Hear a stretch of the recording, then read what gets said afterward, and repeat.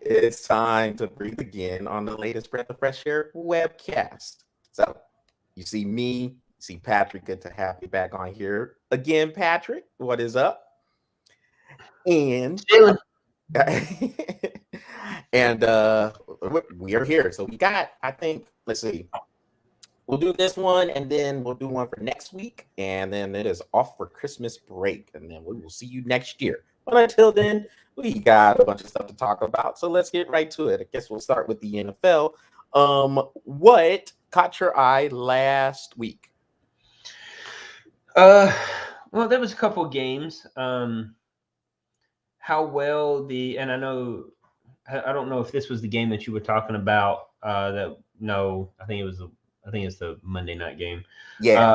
How well the Arizona Cardinals played last week. Obviously, I think we're fixing to talk about them. Tampa Bay still strong. I mean, they look like they are going to be the team to definitely beat in that division. Dallas beat New Orleans. I mean, it was kind of almost a get right game for Dallas. So they needed to win that one to maintain pressure in their division. But I think the Chargers beating Cincinnati the way they did was probably the most. What's the word? That was 2 weeks ago.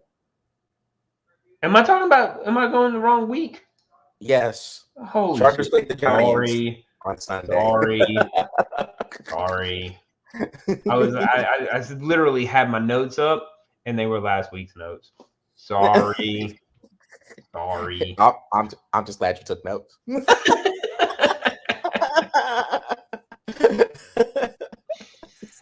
Oh, you should get that one. I literally took. It was crazy. This is the 2 weeks I've taken notes. I'm going back to not taking notes because I screwed up when I take notes. Okay, all right. So let's get started for real now. Okay. All right. Welcome to Breath of Fresh Air. Okay, here we go. Rewind. Let's start with Dallas and Washington. Jesus. Okay. Dallas needed to win that game to maintain pressure in their division. God, I'm glad you catch me about 4 games in. Thanks, Charles. Yeah, I'm sitting here and I was listening to him. I was like, okay, you're gonna catch this. No, he's not. All right. I'm going. I was sitting here and then sure enough, right there at the top of my screen, it says week 13 notes. It's all right. Hey man, look, I gotta let you go a little bit. I'm like, okay, this is like his 3rd, 4th game in. Nah, man, we got. Yeah, you gotta catch me, dude. Bro. As soon as you hear me say the first game, chances are I'm reading my notes and I'm like, you might want to catch me then. Okay. So the Dallas and the Washington game was a big one, obviously, because Dallas needed to win that one to maintain pressure in their division. Tennessee blanking Jacksonville, bro. I mean, don't get me wrong. There's no offense in Jacksonville, but I mean, no nothing in Jacksonville. They know nothing. Only thing Jacksonville's gotten is Urban Meyer getting some booty shaking on him several weeks back. That's about it. Let's see here. Sad. Detroit couldn't keep it up, man. Could they? Just could not keep it up. Denver looked pretty good. And definitely in the second half of that game, they really put some pressure on them. And then Tampa Bay, yeah, they look strong as ever, but I don't know what the heck's wrong with Buffalo, man. They win a game and then they lose 3. I don't know what their problem is. Green Bay throwing up 45 points on Chicago. That was pretty impressive. And then, well, I don't know about the Rams being back yet, but they did beat Arizona, so that was that was pretty much my synopsis of the week. Was those couple of games? Yeah. I'm gonna go to the Buffalo Tampa Bay game. And what is that? Okay, I guess somebody donated $10. I didn't know that I had a donation going on. Hey, I'm I doing good. appreciate it, Lane 4512. Oh, But it's Twitch. yes, Twitch. When you start a Twitch account, you automatically get a donation. I love it. All right, yo, that's why I was sitting there. I did not know that. I really did not Appreciate know it. that. Thank you very much I for the. appreciate it, Lane. That's what's up. I will take it, man. Oh boy. See, this tells you that I still gotta step my game up on a lot of it. You know, the thing Yeah, is, you I've better been do some wanting to get, research, bro. yeah, I gotta get more I ain't got. into Twitch. Huh? You know what? You ain't getting nothing out of me. I was going back last week. I'm living in the past. So never Okay, mind. so there you go. Yeah. Ain't saying nothing. You know, I mean, I've been going through a lot of the stuff with Twitch, but I did not know. I had no idea. I guess it's one of the first things I should have noticed. Okay. Well, I appreciate it, Lane. That's what's up. But yeah, Buffalo and Tampa Bay. So Buffalo almost came back and won that game. Tampa Bay won in overtime, 33-27. One thing I noticed about Buffalo is because they were down 24-3. And in the first half, you remember what we say all the time about winning physical battles. Well, Buffalo didn't even try to run the ball in the first half. Didn't even try. And then all of a sudden they were down 24-3. They came back out. They started running the football half of those times with Josh Allen, as a matter of fact. But I mean, the other running backs, they got involved as well. That's the thing, like you can't just ignore running the ball. I get Tampa Bay's defense is good against the run, but you can't just forget about the run. It is a very vital part of the game. Actually, it opens up for passing. Yeah. And so, I mean, Buffalo started to bring that in. Their defense finally started to get some stops, and they almost pulled that game out. So I know for Bills Mafia and all the fans up there in Western New York, it looks like a disappointing loss, but this could be the build of something for Buffalo if they are able to follow this up. We don't know. We know they have a lot of talent on that team. A lot of people felt like they could contend for the Super Bowl. Maybe this game against Tampa Bay, even though they lost, could be the start of, hey man, maybe we can start to build something off this. Maybe we can start to get something on track. They do have a pretty easy schedule going forward. I think they play the Panthers and the Falcons at home, and then they play I think they have a game with the Jets, and then they have a game with the Patriots back in Foxborough. That one, of course, will be huge. But a big one. But give Tampa Bay props for standing up and winning that game. Even though they blew the lead, they were able to pull it out in overtime. Another game was the 49ers and the Bengals. That game went to overtime as well. And the 49ers, my team, of course, were able to pull that out 26-23. Now, they had a 20-6 lead too in that game. Cincinnati came back, got 2 touchdown passes from Joe Burrow to Jamar Chase.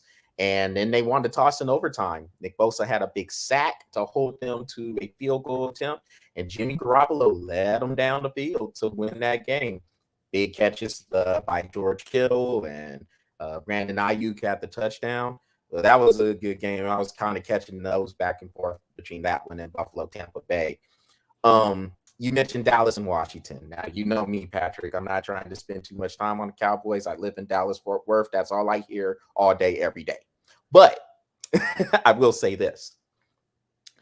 Dallas jumped out to an 18-0 lead by the strength of their defense. And we've said about Dallas, if you're going to turn the ball over, that's where they can hurt you. If you don't turn the ball over, you can waltz to 450 yards of total offense. Yeah. So Dallas was able to get some turnovers. They got the interception by Randy Gregory, and they got the sack fumble by Micah Parsons, who is all of a sudden now getting pushed for Defensive Player of the Year. And look, his stats are pretty good. Don't get me wrong. I mean, he does have a chance to get Defensive Player of the Year, but let's hold off on the Lawrence Taylor comparisons. My gosh. My goodness. The hot take media. My question is why does it always jump to a comparison? All the time. I mean, it's like almost instant. Let's jump to a comparison. He does something, let's jump to a comparison. Or this player is making Offensive Player of the Year, let's jump to a comparison. I mean, it happens in every sport. It's almost kind of ridiculous how fast we compare them to somebody of an elite status before they even start their career. It does really not make a lot of sense to me whatsoever. But hey, I guess.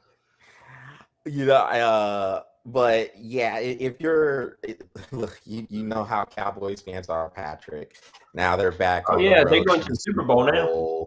They're going to the Super Bowl. They did not look good in that game. The offense looks not good at all. Bad, as a matter of fact. Dak Prescott was throwing bad interceptions that got taken back to the house. And if Washington was able to hit a couple of plays, that game might have went to overtime itself. So, between that win for Dallas and the win for Cleveland over Baltimore, where they had a 24-3 lead and they almost lost that game 24-22 with Baltimore's backup QB playing. Those are because Lamar Jackson got hurt in the first or second quarter with the ankle. So Tyler Huntley came in and almost let Baltimore back. They only lost 24-22. So I don't care. Yeah, look, a win is a win. I get it, understand, and you'll take the wins all day long. But if you are a fan of the Cowboys or the Browns, if you're thinking you're back on track and you're going to the Super Bowl because of those wins, give me a break. Hey, Dallas looks at it like this. Hey, look, if we look like that and we still won, money, baby. Money, baby. It's more revenue. Vegas and everything. And so those were the main games that stuck out to me. Let me see. Was there one more? I know we're going to talk about the Monday night. There was one more I want to point out. And that was the Kansas City Las Vegas game. Ugh. That was a blowout. But I mean, tell you, you want to talk about Kansas City using all aspects of the game? Man, they won in all aspects of the game. They won running, they won passing, they won special teams, they won everything. So shout out to KC for winning multiple ways in that game. Holy crap! Yeah, them in New England are looking very strong right now. Bro, I'll say it again. I mean, I don't know. You can count it. But this is 8 weeks in a row. Matt freaking Jones, bro. Whew. He is the truth, man. And he didn't really do much in this. Well, last week he didn't do much because I think he only passed like 3 times for 19 yards. But so minus last week. But he's dude. This I want to say this about Mac Jones. He follows the game plan. He does exactly what Bill Belichick tells him to do. Take care of the ball. Do what I tell you to do. We'll win games. Hey, bro, pay me millions of dollars. I'll do the same thing. Yeah, he's right. You right. Want me to wear a bra while doing it? Got you. Right situation, Patrick. That's the biggest thing. He's in the right situation for him to just kind of to get groomed into a quarterback that is going to be relied upon. Because I mean, look, that they're not, that's probably an anomaly. They're not going to win too many games with them just throwing the ball 3 times. But look, New England, as we know, with Bill Belichick being there, it's game-specific head coach. Like, he'll go into a thing, he'll say, we'll just throw the ball 50, 60 times, or he'll run the ball 46 times. And then the next game plan could be, like, who are they playing? They're playing the Colts on Saturday. Yeah. So, he can come out and say, well, we're just going to throw the ball over the place. Who knows? It's just one of those. Against that coach team, he can. Yeah, so it just depends on the day with Bill Belichick, but we know he is the most game-specific head coach there is out there. Anything else before we get to the preview? No, that's it. All right. What is looking forward to, or what are you looking forward to for the preview? I mean, I assume the Patriots and Colts is one of them.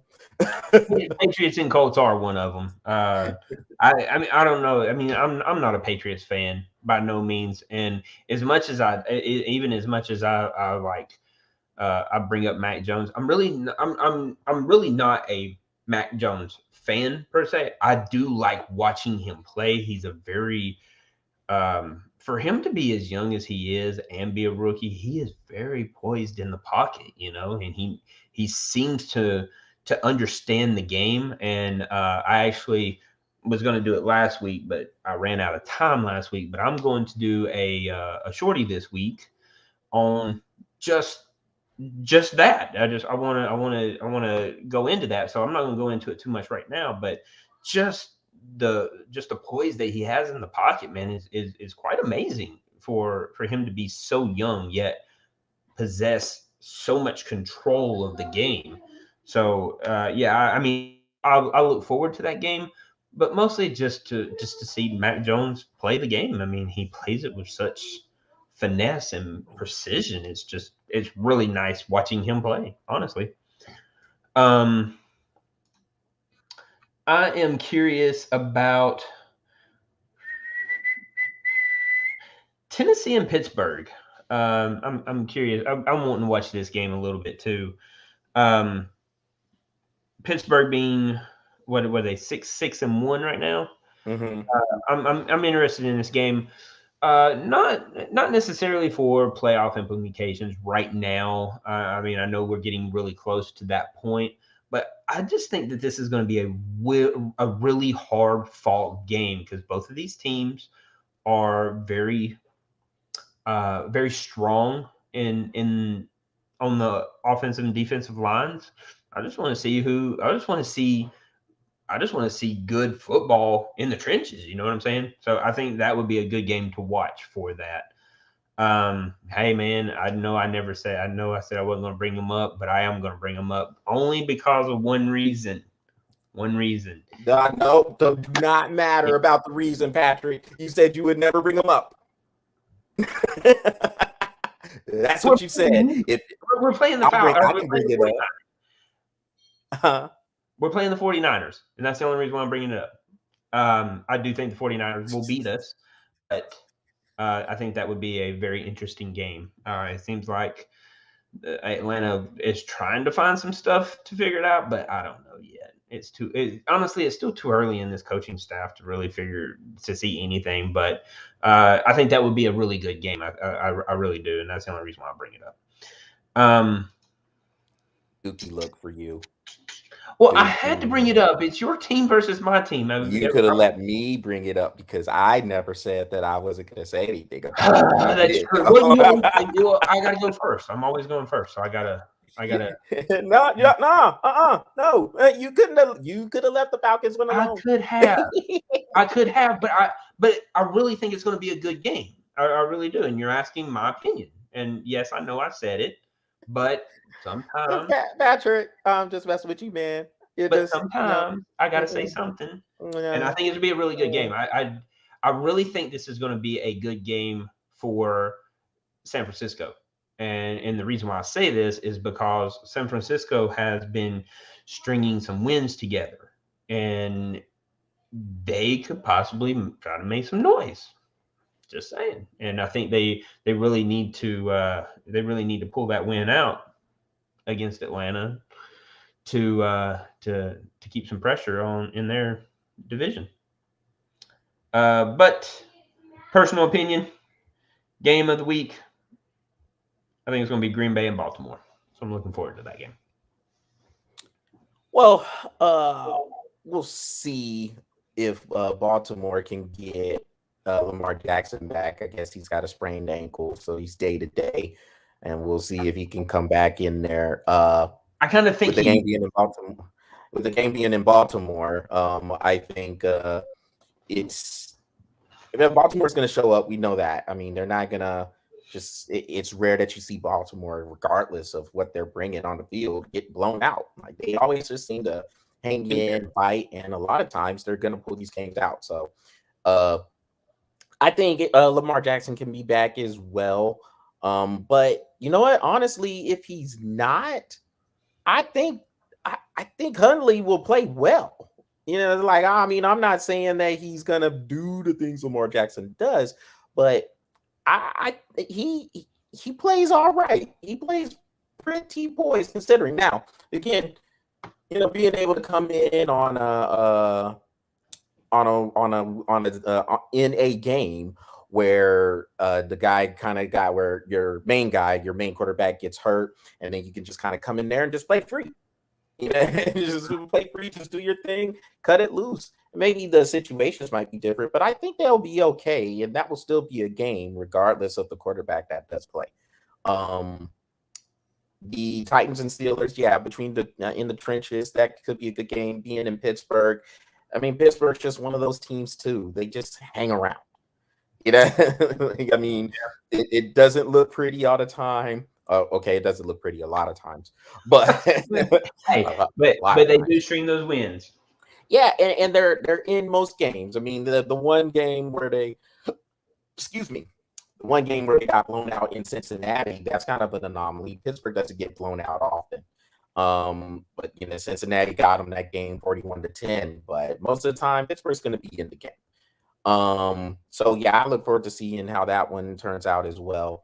The Chiefs and Chargers on Thursday night should be pretty good. I think Kansas City will win that one, and I think they'll win pretty solidly too.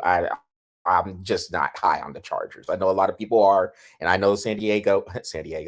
I know LA beat them. I still call them San Diego. I know LA beat them in week 3 in Kansas City, but I think this is a different Kansas City team. They look like they're rolling on all cylinders, man. I can see LA getting walked in this game, like a solid 10-14 point win for Kansas City. But I mean, it'll be good. I mean, I think the Chargers will be able to score. I mean, Justin Herbert's a good quarterback. I don't think he's the best thing since sliced bread, like everyone says, but whatever. But he's pretty good, and the Chargers have some weapons. Yeah, the Patriots and Colts. That one to me might be the game of the week. I know Green Bay and Baltimore could be good, but this Patriots Colts one, I think, is going to be another battle in the trenches. I mean, Jonathan Taylor is running the ball very well for the Colts right now, and is going to go up against that ball hawking, stout New England defense. It's going to be a nice little battle in the trenches as well. And then we know New England can run the ball. The Colts running defense is pretty solid as well with, I mean, DeForest Buckner, Darius Leonard, and the linebacking core. I think that one could be the game of the week. Raiders and Browns is interesting. It just depends what Raiders team is going to show up because they look like they gave up on the season. Now they you said the same thing about Cleveland on that as well. So we'll see. All right, disappeared. So we'll see. We'll see which team shows up. And yes, I am with you with the Falcons and 49ers. The Falcons, I look, Patrick, no, you're not high on that squad at all. But somehow they have been able to string apart wins. And you know what's crazy? They have not won a home game this year. I know. They have not right? It's like just give them complete road games. Yeah. Look, here's the thing. Here's the thing, though, Patrick. The home game. So they beat the Jets. That would have been a home game, but it was in London. So that qualifies. Yeah, right. But they were the designated home team for that game. So they do not have a actual win at Mercedes-Benz Stadium this year. But somehow they are right there. Patrick, they're tied for the last playoff spot with 4 other teams. They're tied with, which is crazy. They're tied with Washington, Philly, New Orleans, and Minnesota. And that's crazy. And so everything, so that game, there's a lot on the line in that Falcons 49ers game because I mean the 49ers have the spot up from Washington right now. So there's a lot going in, and now things are starting to kind of, well, not really clear up because there's still a lot of teams in the race. But no. Hold on, before you say that. No. The Rams have the first playoff spot, and the San Francisco has the second playoff spot. That's what I meant, Patrick. I said Washington has the last playoff spot, and the 49ers have the one up above. That's what I said. Above Washington. No, Washington is not in the. Washington is not in. If it ended right now, Washington would not be in the playoffs. Who would it be then? Because Washington was in that last spot. They had a tiebreaker. San Francisco is 7-6, bro. Washington Patrick, is 6. there's 7 playoff spots. There's 7 playoff spots. Oh, that's right, they do. God, I forgot they had 3 wild cards. My fault. You're right. Sorry, I'm thinking they still had 2. Well, I thought I had 2. I'm thinking baseball, I guess. No, but you're right. There's you're 7. You're right. There's My 7 fault. playoff spots. Only the top team gets a bye. That's right. They changed that last year. In baseball now? Yeah, I had heard that they're trying to, well, I don't know. They're talking about trying to make it into, I guess, 12 teams. 14. Yeah, 14. Yeah, we'll see. You know what? I don't think they'll get it. I mean, I think the Players Association is going to stop it. But, I mean, I think I did a shorty on this, didn't I? Yeah, you did. I did. Yeah, you was talking about it because they locked out. So, look, Patrick, until they get back to work. No, I completely forgot there was 3 playoff spots in football. I don't know what I was thinking. Patrick, you've been off the whole cast. I know, right? I started off last week. Dude, don't ask my opinion on crap. No. And I blame it. I went and ate sushi before I came here, before I got on here, so I blame it on the sushi. No. Blame it on the alcohol. No, you don't do that. You step up and you accept responsibility for your offense. No. Jamie Foxx. Is there anything else before we move on to the specific topics? I don't think that's a safe question right now. Well, I'm gonna ask it. Whatever. The whole show hasn't been said. No, I'm good, man. I'm good. So the whole show has been kind of a minefield today. It has been, dude. Blame it on the alcohol. All right, Patrick. Well, look, let's go to the Rams and Cardinals. So I said we were going to talk about that specifically for Monday night. And the Rams won the game 30-23 to a lot of people's surprise. But this is in most cases, this is a favorable matchup for the Rams. They have controlled the series between the two throughout these last few years. Arizona whooped them earlier in the year in Los Angeles. But 2 things here, man, and then I won't say too much about it afterwards, but I'll just say this. For the Rams, big time win because they had to really come together. They had people literally fall out hours before because of the COVID protocols, and they were able to come together. That defensive front dominated. Aaron Donald looked dominant again. 3.5 sacks. Leonard Floyd was all over the place. Von Miller even contributed. And then on offense, Matthew Stafford looked like the guy they brought him there for. Mm-hmm. You know, the guy who's supposed to be the difference maker as a quarterback. I mean, he was putting throws on the money out there. So this is a very, very good win for the Rams.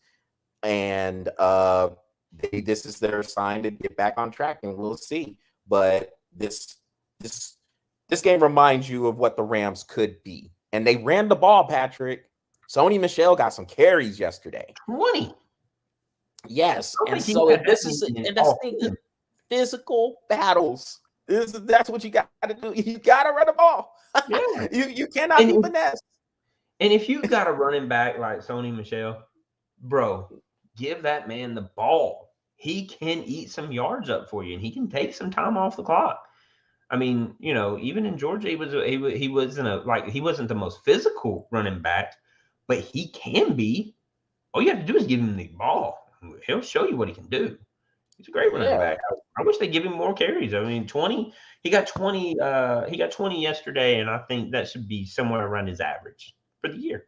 But seriously, well, you always say, man, a good running back should get around 20 to 25 carries.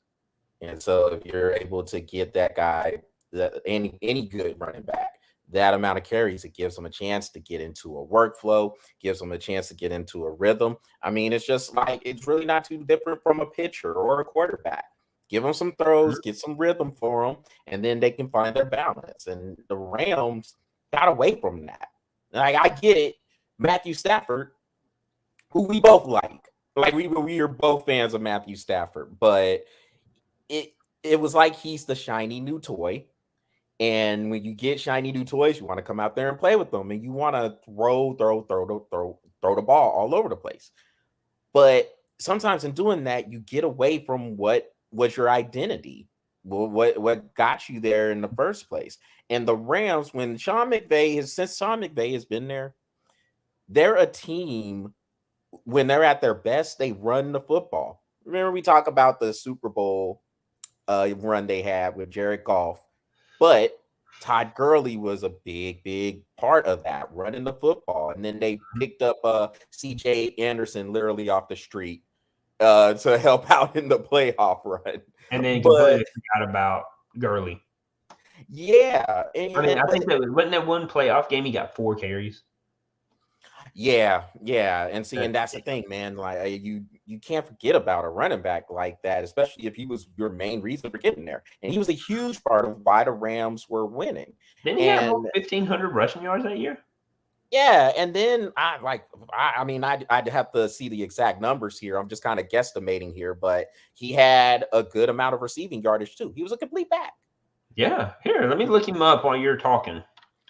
All right, and so yeah, I mean that was where the Rams were good, where they could run the football and play action pass off of that.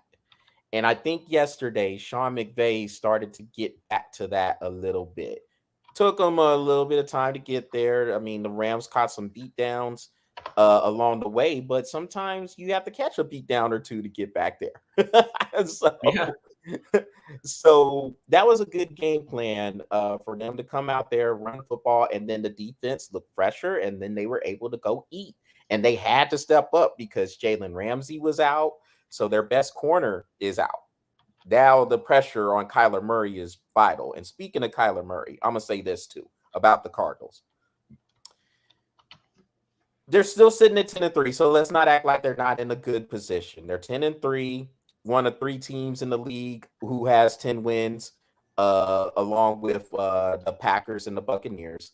But I think this game was a reason why a lot of people are not taking the Cardinals seriously with Green Bay and Tampa Bay as or I should say Tampa and Green Bay, because Tampa Bay is the Super Bowl champs, so put them first. But I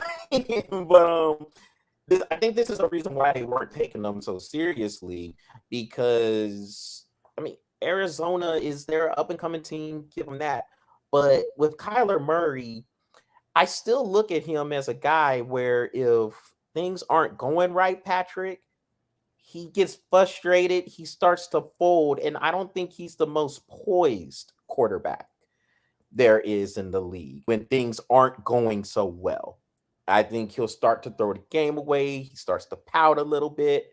I just don't see great things when Arizona goes through a period of adversity, a period where things aren't going as well as possible. Now, quick little background, quick little disclaimer, full disclosure on Kyler Murray. Of course, as y'all know, I live in Texas, so I remember this dude when he was playing high school. ESPN, I guess, did a story on who would you say was the best quarterback in Texas high school football history. And a lot of people would say Kyler Murray for good reason.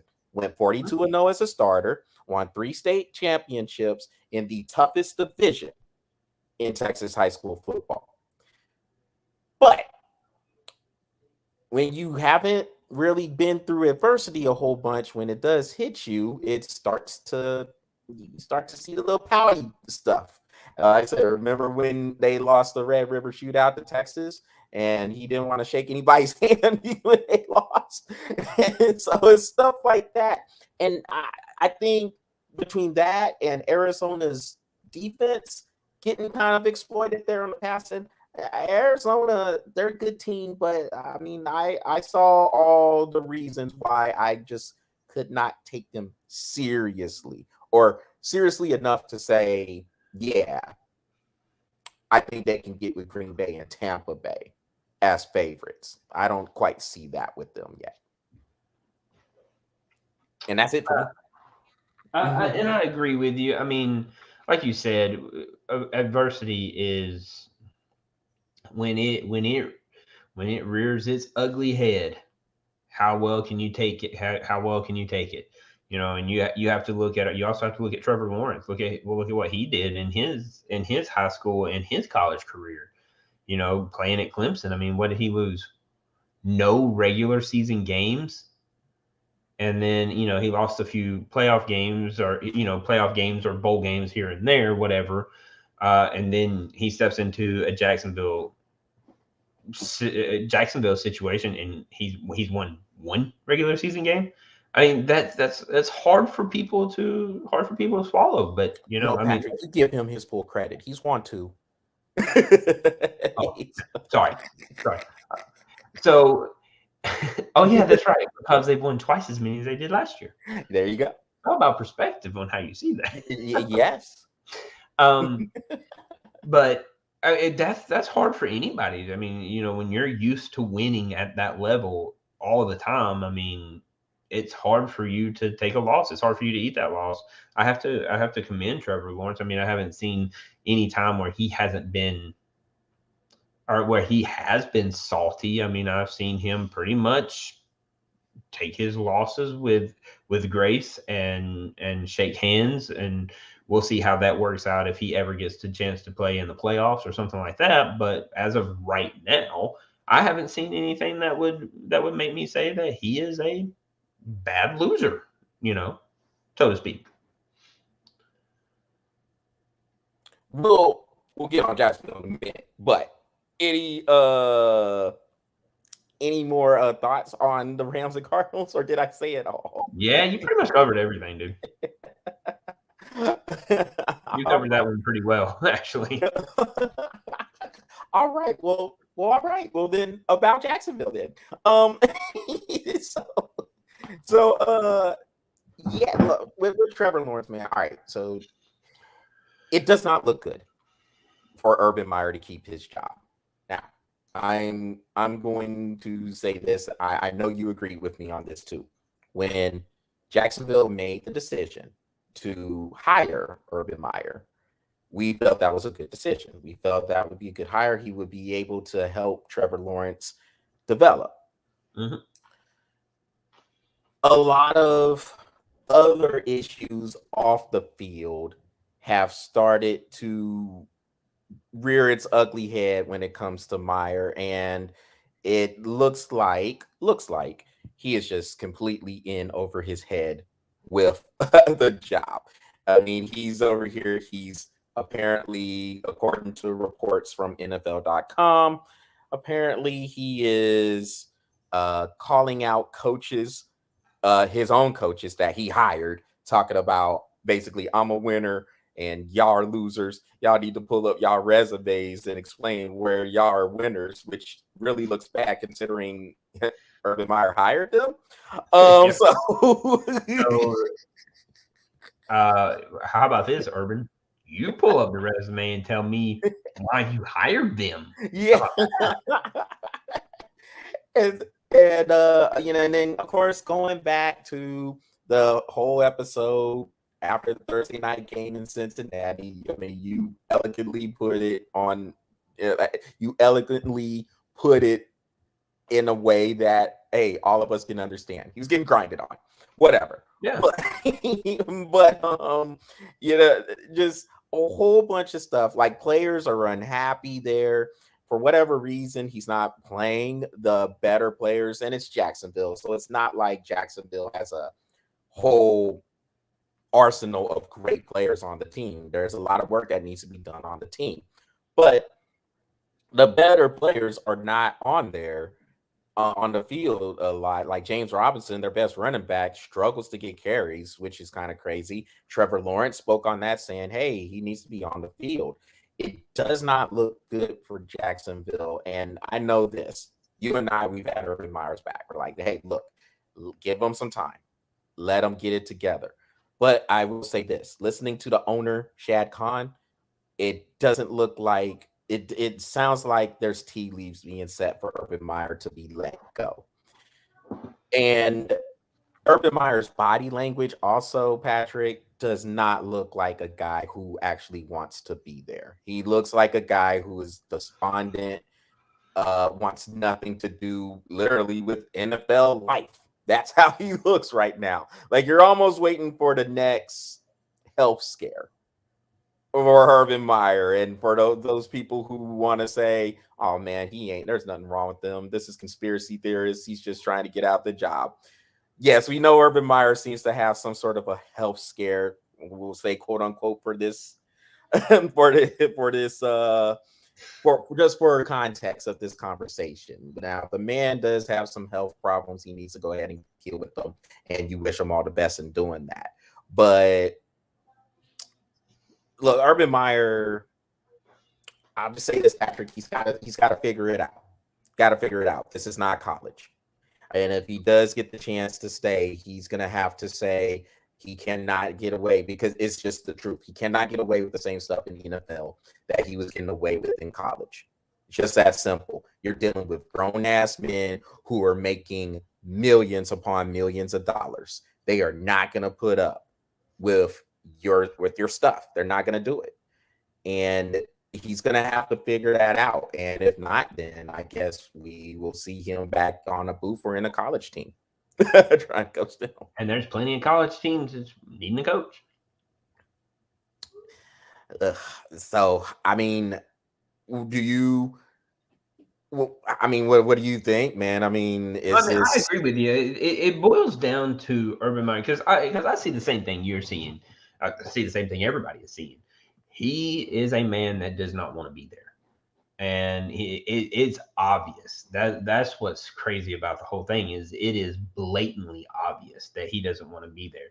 And like you said, when you're not dealing with kids. You're not dealing with kids entering into adulthood. You're dealing with men that not going to put up with that. You know what I'm saying? And when it boils down to dealing with grown men, it kind of seems like one of those things where Urban Meyer just kind of he's scared. He shies away from it. He doesn't want to deal with the conflict. The thing is that, and don't get me wrong. I mean, I've liked Urban Meyer even when he was back in Florida, dude. I have. I mean, he's a good coach. He really is. But you kind of look. You got to kind of go into that NFL, see if you're even going to like it. And there's men out there that it's just better college coaches. When you look at them, Nick Saban. He's a better college coach. He's not an NFL coach. Urban Meyer is going to fall into that same category. He is oh my God. I can pull away the missing persons report finally.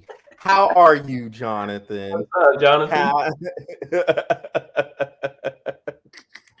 Man, we have been worried about you, dude. Seriously. Yes. I mean, like you haven't showed your face in a while. It's good to see. It's good to see that you're good, and hope everything is going good. And sorry about your Sooners. He's still gonna throw it up there. Hey, I respect it, sir. That's a true fan, because I do the same thing with Georgia. As much as I want to throw them away, I'm still right there putting my flags out every Saturday, and I'm wearing the Georgia colors every day. So Yeah, and then so then he had mentioned welcoming back his friend Brett. So honestly, it is a good hire for Oklahoma to get Brent Venables there. Because we even you can't deny this, Jonathan. Y'all been lacking defense for a long while. So so to bring a defensive minded coach, probably the best thing for y'all. Yeah, it probably is. Oklahoma State made sure y'all were going to do something like that.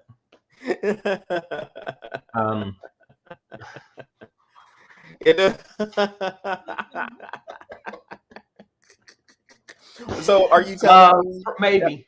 So are you so Jonathan, are you telling me with that comment that you were burning Oklahoma stuff? Were you right there with those students putting traitor signs on all the statues up on that campus like they were doing? I mean, there was all kinds of reports of Oklahoma students just yelling traitor, all kinds of stuff. They were putting traitor signs up on all the statues up there and everything. But he about to get on a rant. All right, Patrick. Hey, finish your Jacksonville thought so we can have time to go ahead. So with that being said, I think Urban Meyer is just a better college coach, and he needs to go back to college, and there's plenty of openings for him to do just that. So that's my thing on Urban Meyer and how this Jacksonville Jaguar team is just really not all there. So I gotta mess with you, Jonathan. You know it. Hey, man. All right, well, cool. At least you're not ranting. I like that. No, Patrick, I'm with you, man. It just might be just that reality. Urban Meyer is a better college coach than he was an NFL coach. But hey, look, man, he took that job. That opportunity came calling, and he took it. Take everything. Take everything that comes with it. I would not give him any fault. He tried. I'll gladly take Urban in Texas. Gladly. I'll gladly take Urban Meyer in Texas. Absolutely. He ain't coming to Georgia, bro. He might come there for defensive coordinator. That's bad. Yeah. But everybody loves Kirby Smart right now. So, and Kirby Smart ain't even showed me crap yet. Except for 2 SEC championships loss and a national championship loss. So I ain't on the Kirby Smart thing yet. He has. Hey, y'all did win the SEC that year. The year y'all went to the national championship. Okay, so we got one SEC championship. We should have 3. And a national championship. Yeah, it's true. Yeah, and yeah. Oh, yeah. He's hitting you up now, Patrick. With all the no, honestly, Johnson, I'm not okay with it. We cannot get over our hump. And you need to go back and watch the other shows because you'll see me pissed off. I am not okay with that loss. Every indication showed that we should have won that game. Every indication all season long. We should have won that game. And here we are. Not number 1 and Alabama out. We're 3rd and have to possibly play them again. No, I'm not okay. Quite irritated. So yeah. So yeah, but real quick, I guess to close off on Urban Meyer, man. Yeah, look, you took that job. Stand up, deal with everything you got to deal with, and he's just gonna have to figure it out. He is not in college. He's dealing with grown ass men, and he's gonna have to conduct himself as such. Yep. Just simply put. And if it's not working out, don't act all despondent. Don't act like you don't want to be there because things aren't going your way. Just figure it out. And then look, if you end up getting fired because you just couldn't figure it out after a time or 3 years, 2 years, 3 years, or however, then okay, fine. But I don't know. I mean, it's at a point where a lot of people want to see him go. It'll be interesting to see what the owner does there. I guess the main thing you gotta have in mind is your rookie quarterback and how is Trevor Lawrence developing underneath him. And I guess that's all the stuff that's got to be considered there. And that's true, but this is the thing. Urban Meyer has been given an opportunity. Urban Meyer is the head coach. To me, why is he all like his body language says everything? Why is he already ready to give up when actually the cards are actually stacked against him in Jacksonville? They haven't really been able to produce anything in Jacksonville. That's one. Two, he is working with a rookie quarterback, and three, this is his first time coaching like at this level. Give yourself an opportunity to grow. Give yourself an opportunity to learn. You got plenty of people to learn from, and you're developing a rookie quarterback your first year. So to me, that is a great opportunity to build an atmosphere that fans can be proud of. His body language says that he doesn't even want to be there. That's kind of pathetic to me. Very. I'm with you on that. Very. It's just, to me, it's just one of those things where, okay, this is my challenge. First of all, my challenge is I got to win some games. My second challenge is I got to develop a rookie quarterback who actually had a great college career. So I'm not working with the worst talent. I mean, it's not a great situation, but it can be a fantastic situation in 2 years if you just put in the time. Yeah, got to stick it out. You know, Yeah. Jonathan had said it here on the comments. Cameras are everywhere. You're right. Can't talk to grown men like they're kids. He's losing the trust of the players. And yeah, I mean, that is true. He's got to, yeah, if you don't want to be there, it's like Urban Meyer to me has a complex, man. Like he's been used to being in all these spots where his word goes. Yeah. And nobody questioned it. You're in the NFL now, and everybody's going to question it, especially if it's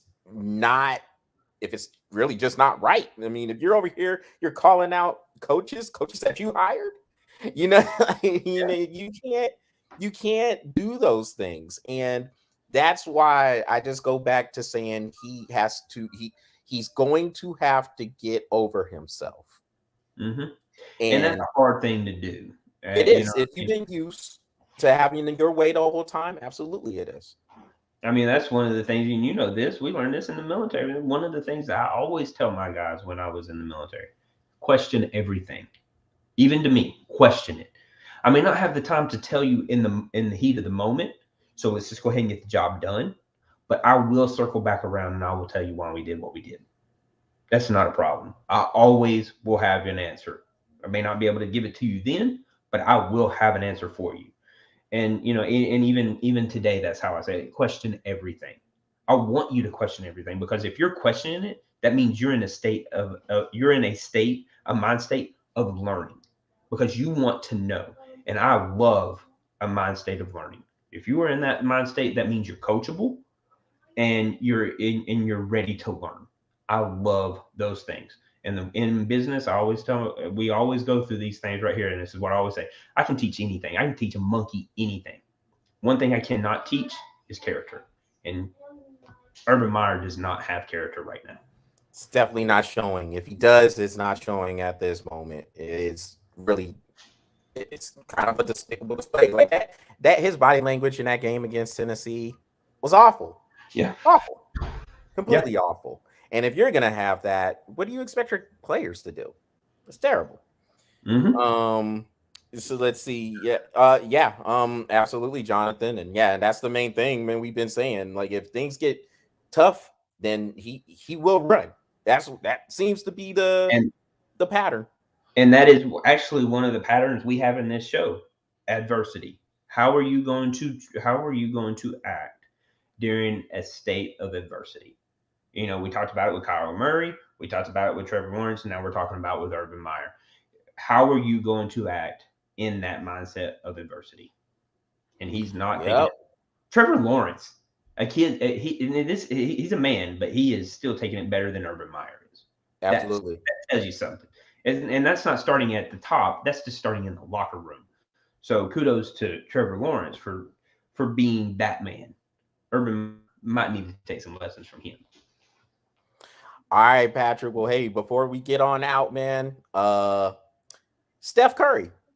Let's holler at Steph and let's give him some congrats because this man just broke the 3-point record. Um, hit what I forget the number. I want to say it's 2,497 or something like that, or 74, something like that. Well, look it up. Let me see. Where was it at? Okay, yeah, 2,974. Yep. So hitting that breaks the record set by Ray Allen. And really, man, the main thing is just to say congrats to Steph Curry for breaking that record. Honestly, just kind of looking at him play through all these years, he's one of the most exciting players there is in the NBA.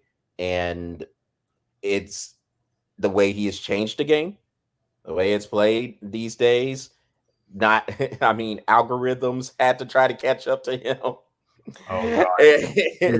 That's when you know you changed the game right there. Anybody has ever changed the game most, to me, there has been a series of players. Michael Jordan is one of those players, and Steph Curry is another. And don't get me wrong, I'm not going to go into the whole past of how many people has changed the game. I'm just going with like the two that has changed the game the most. And when a man, let's put it that, when a company, EA Sports, pulls a game off of the shelves because it was fixing to go on sale, they pull the game off the shelves to reconfigure an algorithm to sell it 6 weeks later because Steph Curry is hitting threes at this rate. That's changing the game. Market. Yeah, that's changing the game. And I mean, he broke the record in over 500 less games than it took for Ray Allen to get to his mark. And I think he's gonna set a ridiculous record. I mean, I think he's gonna get to 4,000 3-pointers made before he does put it up. And you know what ESPN is gonna do?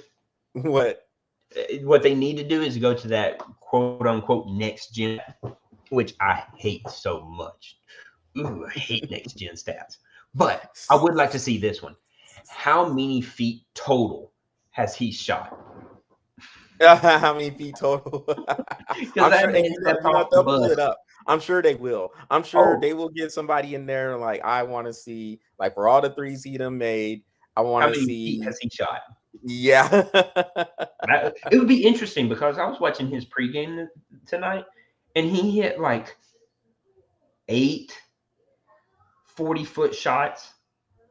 He was shooting it from a half court, bro, and made like 8 of them out of like 12 shots. It's insane. He hit 4 of them in a row. And it just puts so much pressure on the defense, man. You always hear coaches, and shoot, Jonathan can speak to this since he's a basketball coach. You always hear coaches say, pick them up at the half court, maybe you're gonna do a half court trap or something like that. Now they say better pick up Steph at least by the half court line, or on throw-in. You better pick him up on your free throw line. Not half on your free throw line. You better have 4 people up there picking that man up because he's about to bust a 3 from there. So that's the main thing. We just wanted to sit there and say congrats to Steph Curry for breaking that record. Well deserved. He has a flair. He'll talk some mess. He'll have some fun, but he's about in the parking lot. Absolutely, yeah. Jonathan. You have but just kind of following his career from the outside, man, he seems like a really humble, down to earth guy, and it's good to see people like that. I mean, and like I said, we don't know what he's doing in the personal life, but from everything we know, seems like a real humble dude. Off the court, on the court, he's running away knowing he made it before he.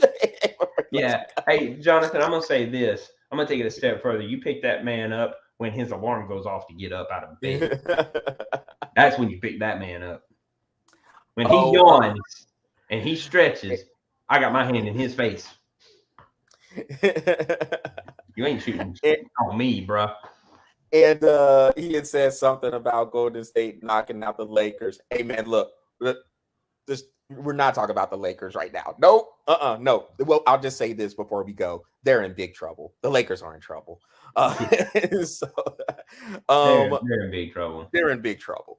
Well, with that, y'all, that will wrap up this edition of the Breath of Fresh Air webcast on, it's on YouTube, Facebook, and Twitch. So, with that said, y'all make sure y'all go to the Breath of Fresh Air YouTube channel, smash that subscribe button, and keep the likes coming on the Breath of Fresh Air Facebook page.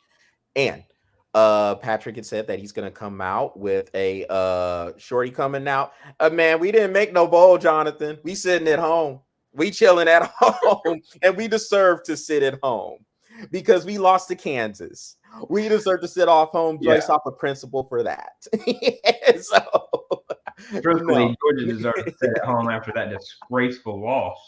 Yeah, so no, we ain't in no bowl. Not at all. We deserve to be right there in the toilet bowl. I think this, Jonathan. As much as Texas needs to be sitting at home, bro, we play. If Georgia plays like that against Michigan, we sitting at home. Well, all right, y'all. Jonathan, good to see you pop back up again. So now I can remove that missing persons report to know that you are okay and you back competent. And for everybody else, yeah, true. And hey, thanks for the donation, my man. Who was that? Who's that, Patrick? Who's that? My man Lane 4512. 4512. Lane 4512. Appreciate it, man. And everybody take care and have a good rest of the week. And we will talk to you next week.